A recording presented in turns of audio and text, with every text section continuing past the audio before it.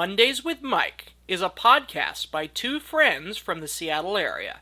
Originally intended as a news analysis podcast, as of spring 2025, it has lately mostly covered current events. Show notes can be found at mondayswithmike.ddns.net. Mondays with Mike is your weekly helping of opinion and critical analysis of the day's news. Bud asks the questions, and Mike supplies the takes. Start a social revolution. Make friends with your neighbor. Disagree without being disagreeable. And remember, if it's Mondays, it's with Mike. Okay, yeah, let's talk about Rubio. Rubio. Marco Rubio, who went from a figure of Trump's ridicule to now he is the Secretary of State, and he got confirmed by a pretty wide margin in the Senate. He says he wants the State Department to be more in keeping with Trump's agenda. He's going to reorganize the State Department. What's he going to do? Is it known what he's going to do? And is it a big deal? Some of it's known. They're changing the definition of human rights and what's covered in the human rights reports. So the U.S. government writes reports in every country of how they're complying with human rights laws, because there's a whole bunch of requirements when giving foreign aid or interacting with a country to make sure that they're not doing things like crimes against humanity, genocide. There's a whole list of things that countries aren't supposed to do, and that the United States, if it finds that countries are doing that, it's supposed to withdraw aid and withdraw support and to chastise those countries severely. So one thing that for sure has been released, that at least that I read in the newspaper, is that they're changing what qualifies as the human rights priorities, and they're creating some exceptions for countries as to what's even going to be included in the reports down to a statutory minimum. So the example I saw was El Salvador, where they're not going to discuss prison conditions other than in custody deaths. So I wonder why they're not discussing any of the prison conditions in El Salvador as part of a human rights report. What with, I don't know, sending people to El Salvador and in prisons, right? There's certainly going to be less scrutiny, it seems, for human rights abuses from the United States government end. And that's new. That's different because the United States has a lot of resources at its disposal to figure out what the truth is of these countries, of what's actually happening on the ground in the governments, of how they're engaging with and interacting with their people, of whether governments are actually starving people, or there's a famine, or if aid is actually reaching the people that aid is sent to, or if genocide's being committed. The list goes on of what the government can find out and report on, and what the government's choosing to report on. And that is new because a lot of aid organizations look to that information, the releases for those human rights reports, for deciding where to spend their money. And we're talking hundreds of billions of dollars in aid, of where to divert resources around the world. That's a big deal. And this is new. And so that's certainly something important to talk about, is that it's not looking good for brand America right now in terms of supporting and advocating for human rights around the world. The U.S. seems to have taken a step back, which is scary. The U.S. was one of the leading proponents of human rights and making sure that countries adhere to the UN Charter and recognize all sorts of human rights: freedom of the press, democracy, freedom of religion, freedom from torture, all sorts of things. And if the U.S. isn't the one leading the way on that, who is? Is it going to be the UN, the EU?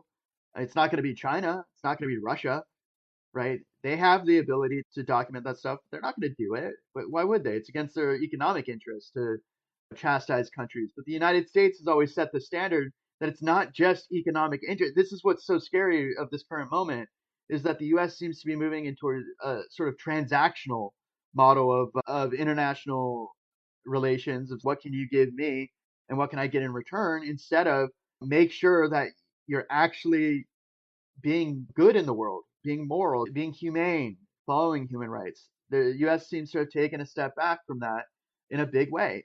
And it's sending a message, I think, to the rest of the world that they can act out. And that's not good, right? That's just not good. Yeah. You use the word transactional, and it of course reminds me of the idea by the Trump administration that Ukraine would be the most secure if we had a portion of their mineral rights, because then we'd have a moneyed interest in making sure that they steer clear of Russian orbit. And when I think of human rights, and I'm glad you followed it with UN Charter, because I think of, was it written by Eleanor Roosevelt, or she was the primary author of the UN Declaration of Rights, and there's 30 of them or something, and it was in the 1940s. And was that the first time they were on the scene, or do they go farther back in history? Because that's what I think of when I think of human rights. And is this a reconsidering of that old posture by the United States since the 1940s? Is this a turning away from the principles that we had after World War II? So the U.S. already is turning away from some of those principles by cutting funding for U.S. aid and deciding to leave countries to the whims of fate, as it were. That the U.S. was intervening in some places to help reduce the effects of war and poverty and famine and drought, all the conditions that lead to more war and poverty and famine and drought. And the U.S., by providing aid and assistance to countries around the world that may not have been as prosperous or successful, was helping to stop things like genocide and ethnic cleansing and crimes against humanity by providing people the opportunity to strengthen their convictions and to hold strong by feeding them and giving them water and giving them a safe harbor to ensure that there's not a total breakdown of the stability of a country. That's a big departure. There was a massive effort after World War II to try and stop the conditions that lead to war. And it's proven true through time that if you afford people the opportunity to not live in a state of complete desperation, of starvation or dehydration from not enough access to water, that they'll strive towards a more democratic, sort of egalitarian society because they see the benefits of helping each other out. Ditching all these people to the wolves, as it were, of humanity sends the wrong message entirely. It shows a retreat from that constant battle to improve the conditions of everyone, which leads to a safer world. The world is now less safe because of the actions of the Trump administration of cutting all the foreign aid to the degree that it did, and now reorienting away from human rights as a guiding value and policy of the country. It just is. The world's a less safe place, and it's becoming less safe on a daily basis because the U.S. is one of the strongest, most economically prosperous countries in the world, and it had the ability to help where help was desperately needed. Now, the ones who are going to show up to help are those who seek to gain a different kind of advantage. And we'll see that play out. China, in particular, shows up to natural disasters and emergencies to get a foothold economically. It's not about rights. It's not about ensuring safe elections or democracy or anything like that. No, it's to gain a foothold for rebuilding infrastructure, for contracts, for creating a sort of periphery of China that is beholden in some ways to the Chinese intervention and feels out of a sense of gratitude that it needs to allow China to own more of its stuff and buy more of its stuff and to economically dominate those areas of the world. And that is something new. The US is abandoning its half a century, if not century long effort to try and improve the world.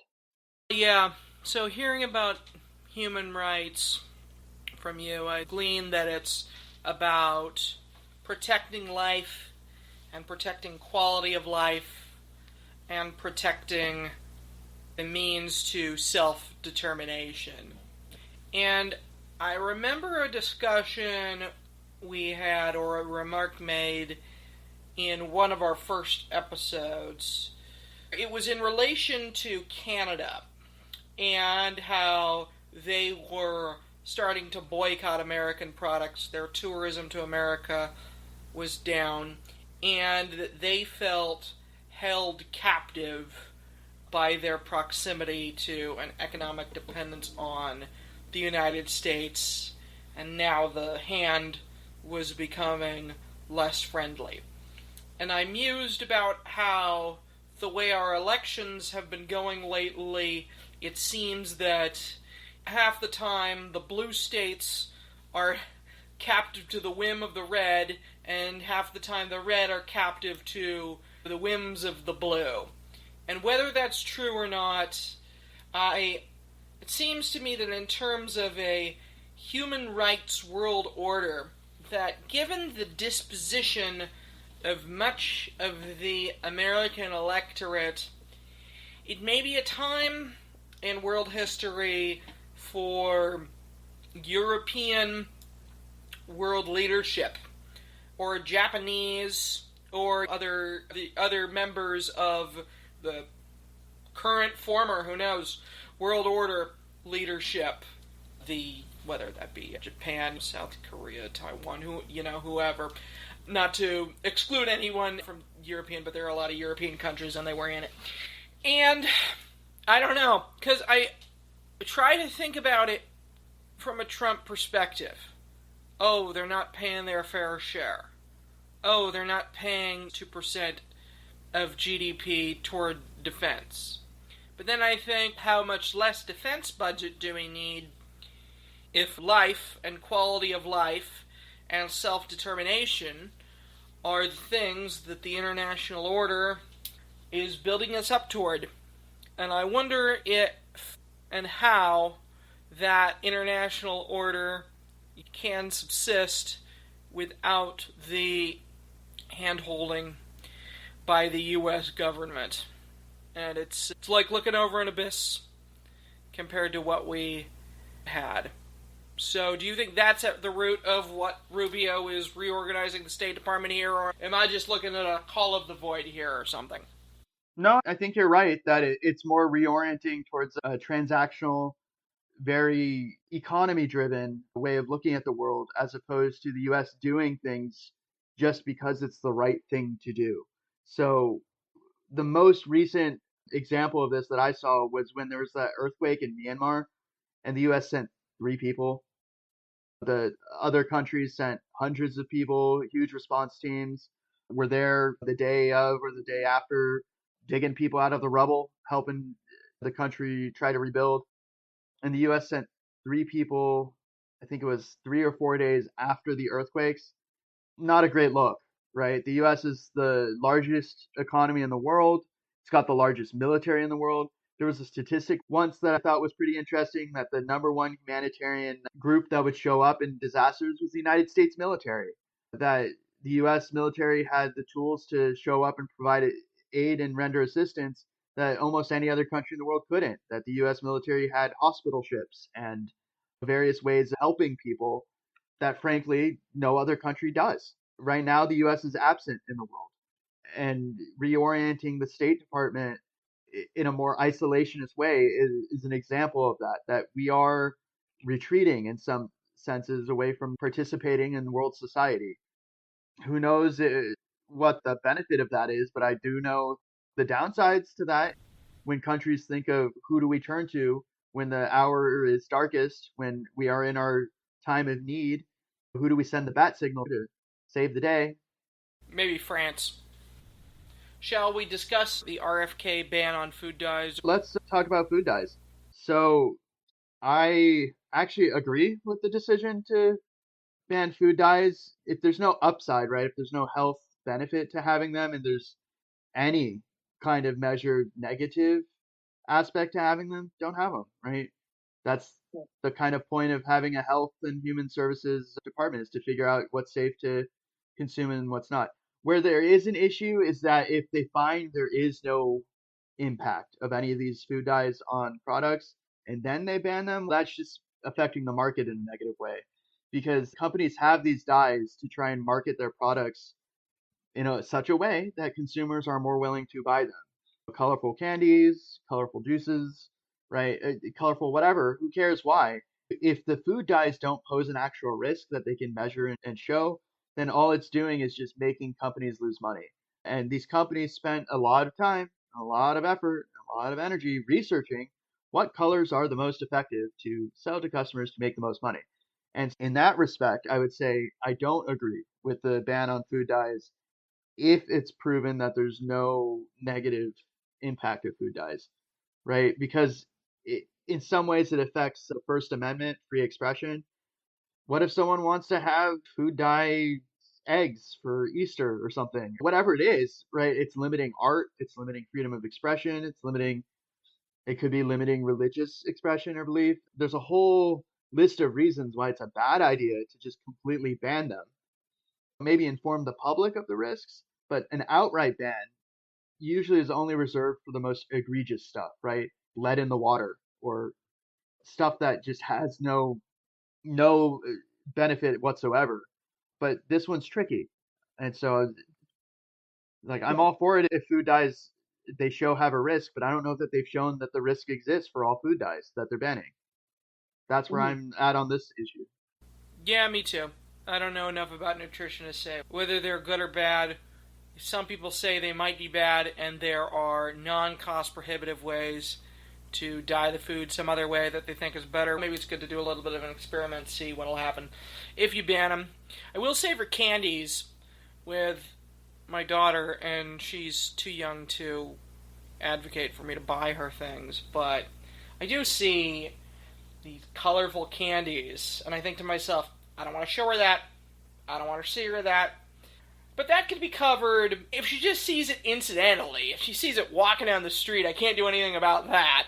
I guess I would say why is this the focus when there's so many other things that could also be focused on that maybe are more important than the issues related to food diet? It's not so clear that this is where all the energies should be focused. But that's just you could say that about almost anything that the government does. That why choose one thing and not another thing?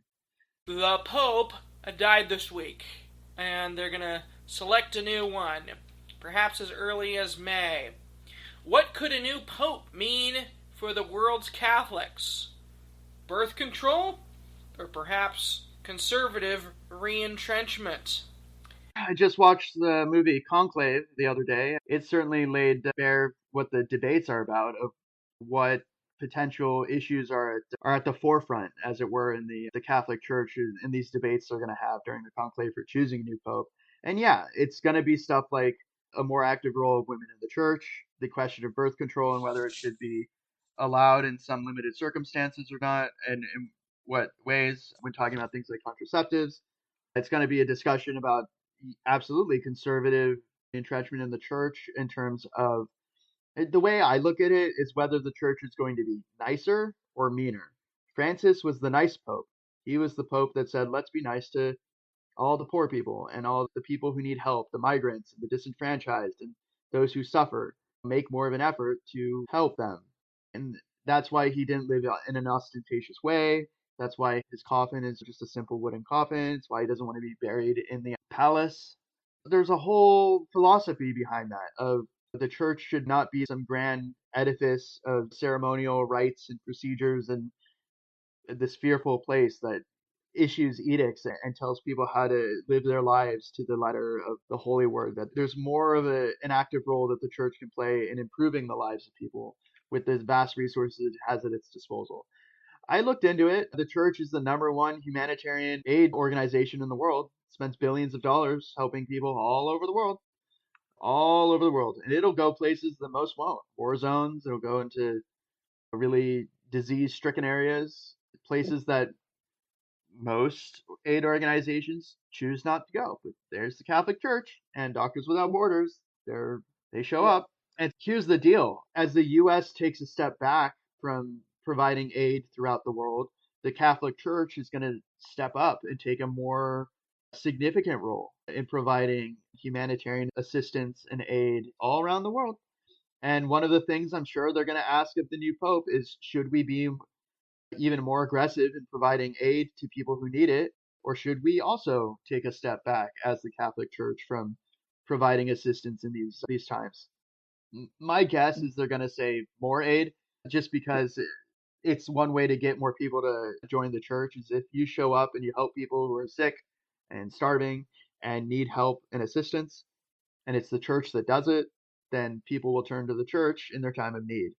It was the same logic of soft power for U.S. aid, is that if the United States showed up when all these other countries wouldn't and provided food and water and housing and mosquito nets for malaria, then people would turn to the United States when thinking of who to trade with and who to allow military bases in their countries and all sorts of stuff. The Catholic Church has its own country, the Vatican City, and so they too have a diplomatic.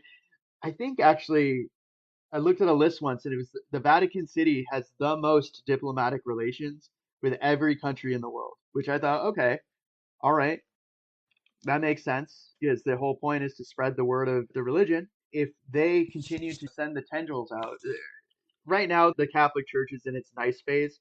There was a time when it was in its not so nice phase, right? The Crusades and the Holy Roman Emperor and world domination and choosing kings, right? Of giving the kings the permission to be kings by having the permission of the Pope or whatever. You remember Henry V having to, I think it was Henry V, had to start his own church just to divorce. Henry VIII. Henry Henry VIII, VIII. my apologies. My history is so Yeah. bad. Henry VIII had to start his own church just to escape the reach of the Holy See in terms of allowing him to divorce, right?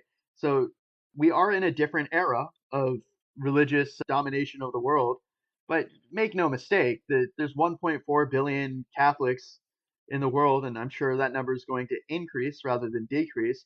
And one way to make it increase is to provide more humanitarian assistance. So I think the new Pope is definitely going to have to weigh those considerations because it's the Pope that ultimately sets direction for the church, who decides on what the priorities are.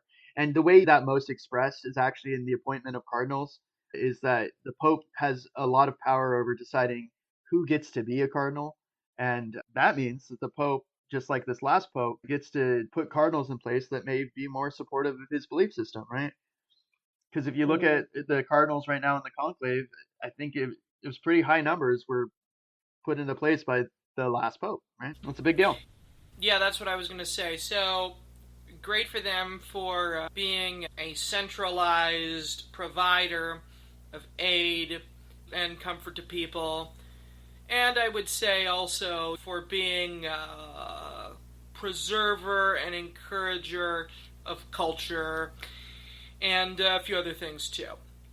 But he is the nice Pope, was the nice Pope, Francis. But even the nice Pope, no women priests, no performance of gay marriage, although they might have blessed it, I think, but they didn't perform it. And a pretty hard line on birth control. So he's the nice, quote-unquote, Pope. And one wonders if they tried the Francis way, are they going to go back the Benedict way? But the fact that he appointed a majority of the cardinals makes me think maybe not. And although Catholicism is the largest denomination of Christianity, itself being the largest religion, in the United States, albeit they are buttressed by the immigration of many Catholics, but many people in the United States who grown up Catholic have stepped away from it.